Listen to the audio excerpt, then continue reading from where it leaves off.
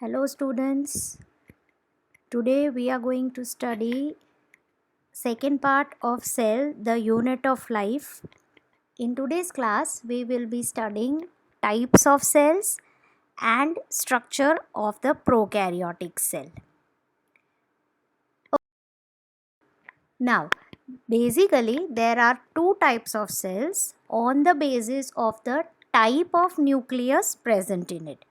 The first type of the cell is called a prokaryotic cell and the second type is called the eukaryotic cell. Now, the prokaryotic cell, the word comes from pro meaning primitive and karyon meaning nucleus. That is, these type of cells have a primitive type of underdeveloped or undeveloped nucleus. And eukaryotic cell, U means an advanced or a well developed, karyon means a nucleus. So those cells which have a very well developed or advanced nucleus, that is called a eukaryotic cell. So basically cells are either prokaryotic or eukaryotic.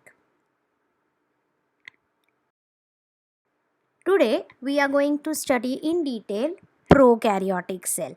As you can see in the diagram, a prokaryotic cell contains a primitive type of nucleus.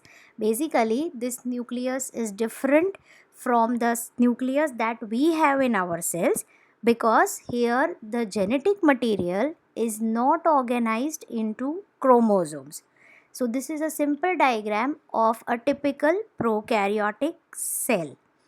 Now, the prokaryotic cell can be found in various different shapes.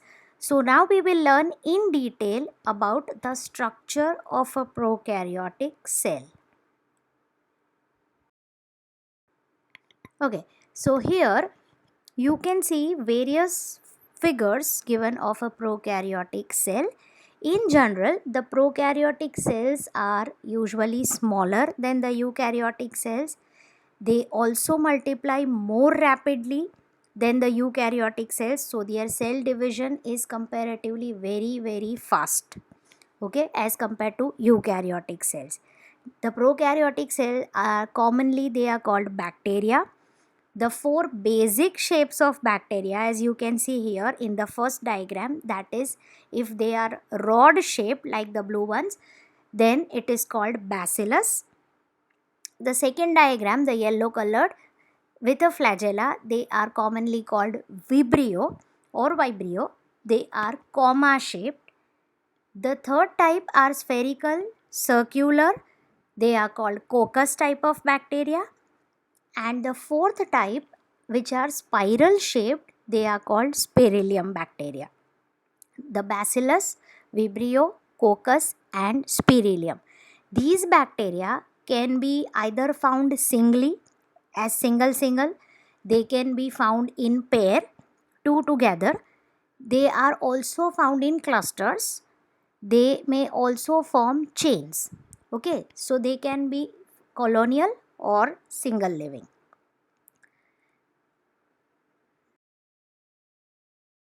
Now, when we have to study a prokaryotic cell, then you are supposed to study everything that is present inside a prokaryotic cell. So, a simple bacterial cell contains 7 main inclusions. The first is the cell envelope, that is the surrounding of the cell, the outer boundary of the cell, which is quite different from that of our cells. Second, the membranous structures. There are various other different structures with a membrane which are present inside the cell.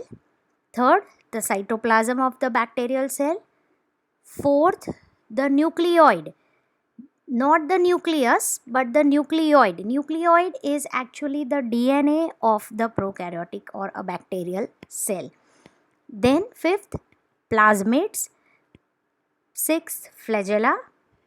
7 pili, fimbriae and spinae. These are other outgrowths in a bacterial cell. We will study all of them in detail. So we begin with the cell envelope. The cell envelope, or the outermost boundary of the prokaryotic cell or a bacterial cell, it is very complex as far as chemically it is concerned. So the cell envelope is the chemical complex in most of the prokaryotes. It is composed of three tightly bound layers. Okay, the first or the outermost layer, it is called the glycocalyx. The glycocalyx basically protects the bacterial cell from desiccation. Desiccation means drying. It does not allow the bacterial cell to dry or let the water remove out. It also helps the bacteria from the phagocytic attack, that is eating away by the enemies. Enemies of a bacterial cell may be our WBCs. If the bacteria attack us, there may be some viruses which attack the bacteria. So it protects them from the phagocytic attack also. The middle layer is called the cell wall. Now this cell wall is different from the plant cell. Here in a bacteria, it is made up of peptidoglycan, also called murein. Then the innermost layer, which is in connection with the cytoplasm, that is called plasma membrane. Plasma membrane here is a semi-permeable membrane. Semi-permeable membrane means allows only certain things to go in and out. It helps in transport of substances. It also has receptors present in it to detect the chemical changes in the surrounding. So it helps as a sense organ of the bacterial cell. In certain bacterial cells, there is a slimy layer which is a loose sheath like structure which prevents the loss of water from the cell. In those bacterial cells which do not have a slimy layer, there might be a thick, tough capsule also. So, to cover up, the cell envelope is made up of glycocalyx, cell wall, and plasma membrane. Some may have a slimy layer, others may have a thick, tough capsule. Now, depending on the cell wall or on the basis of differences in the cell wall and their response to a particular stain, which is called Gram stain. Gram stain is a simple staining technique in which you stain the bacterial cell. You can see here in the diagram, the bacterial cells are stained with crystal violet, then treated with iodine. On treating them with iodine, the all the bacterial cells, if they are stained with crystal violet, they turn blue. On treatment with iodine, the gram positive bacteria retain their violet color and the gram negative bacteria will become decolorized. Okay, and so if you want to observe the gram negative bacteria, you have to counter stain it with safranin. This is a very simple staining technique. It's an artificial technique. This stain or the color develops due to differences in their cell envelope. So what is the difference? The gram positive bacteria contain 70 to 80% peptidoglycan and very little lipid, whereas the gram negative bacteria contain only 10 to 20% peptidoglycan, 20 to 30% lipid. The examples of gram positive bacteria are Bacillus subtilis, and that of gram negative is our very famous Escherichia coli or E. coli as you know it. Moving to membranous structures which are present in the prokaryotic cell. The first membranous structure is the mesosome. Mesosome is nothing but extension of the plasma membrane inside the cell. Either it can be in form of vesicles, it can be in form of tubules or even lamellae. The mesosomes help in cell wall formation. It also helps in DNA replication and further distribution of that DNA in the daughter cells. Mesosomes also help in some secretion.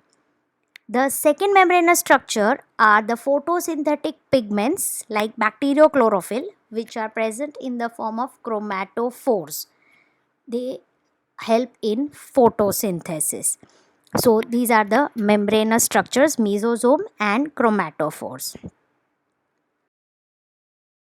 Coming to cytoplasm. Cytoplasm here is a semi-fluid ground substance, or it is also called the matrix. Here the basic difference is the cytoplasm of a bacterial cell does not show cyclosis, that is the continuous circular streaming of the cytoplasm which is present in a eukaryotic cell. So that will be the difference between a prokaryotic and eukaryotic cell, that the cytoplasm here does not show cyclosis. It also lacks all the membrane bound organelles like mitochondria and chloroplast and endoplasmic reticulum. It contains two types of structures only. The first is inclusion bodies, that is the non-living inclusions like gas vacuoles which contain O2, CO2. Inorganic inclusions, all the ions, sodium, potassium, etc. Food reserve like starch or protein or lipid.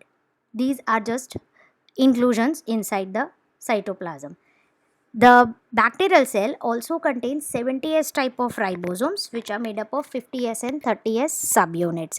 There is a structure called polyribosome in which the ribosomes get associated with a single mRNA. You can see here in the diagram, that is called the polyribosome. The function of the ribosome is protein synthesis. Then comes the nucleoid or the nucleus. Here there is no membrane bound nucleus. So the genetic material here is not bound with the proteins or nor it is packed into chromosome. Instead, there is a long DNA strand which is highly looped and coiled with the help of nucleoid proteins. It is called the nucleoid. The nucleoid is connected to the plasma membrane through the mesosome. Then comes plasmids.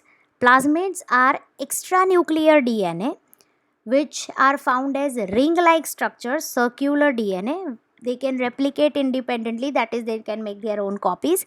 They also contain some important genes like nitrogen fixation, drug resistance or even fertility factor.